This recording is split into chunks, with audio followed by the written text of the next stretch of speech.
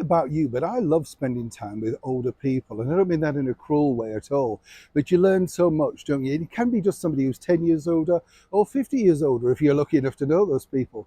They share experiences, wisdom, wise words, all that sort of stuff. And you kind of think, oh, wow, nothing's new. It's been done before. And they tell you exactly how it's been done. And more importantly, what you can expect. And you come away thinking, lucky to have chatted to you, you've been through this, that sort of thing.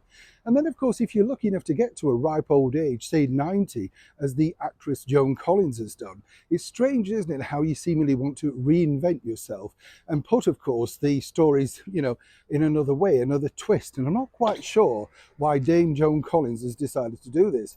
But as ever, let me explain. Hi, good morning, Neil Sean here. Nice to have your company as ever. We'll have a quick wave. Hope you're all keeping well. Thank you so much for joining me today. This is an interesting story, really, as I say, because if you get to a certain age, I just believe it's, God's will. It's kind of like how wonderful that He's allowed you to remain here. And I know a lot of people, as I often say here on the show, are suffering from terrible health and, immobilities and stuff like that.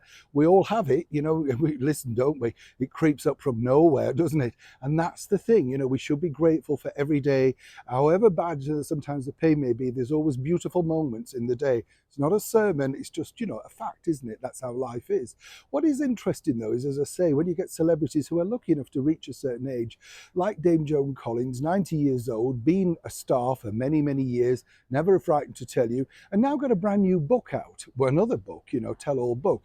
What I find strange about Dame Joan, and I've met her on a number of occasions, is she is very similar to the character that she played in Dynasty, Alexis Carrington Colby Dexter. No two ways about it. What I find strange about her is the fact that she's now trying to reinvent herself and become all chaste, talking about that she had a lot of boyfriends, but, oh, no. This is a woman, let's not forget, who appeared completely stark naked in movies like The Stud, The Bitch, and other films, So for Joan to suddenly get all over a high horse and reinvent herself as this chaste, model is a little bit strange.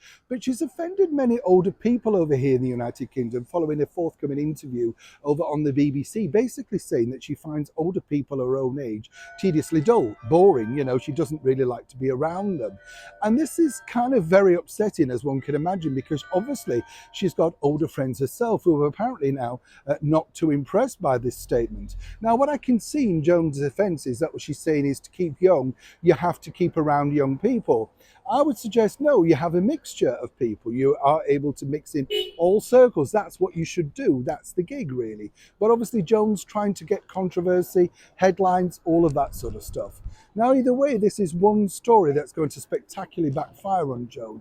And as the latest book isn't exactly flying off the shelves and a cost of living crisis, with many of the stories often being repeated in previous 10 or 12 or 13 books, one might suggest that Joan should have embraced her own age and, more importantly, the age of people around her.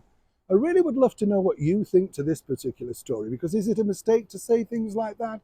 And do you like all sides of the coin? As I say, I'm lucky enough to work with very young people from the ages of 19 upwards. And yes, at times they're a bit daft and a bit stupid, and you think, oh, but then you're learning from them, namely digital things. Have you noticed? Do let me know what you think in the comments below. Neil Sean in the very heart of London.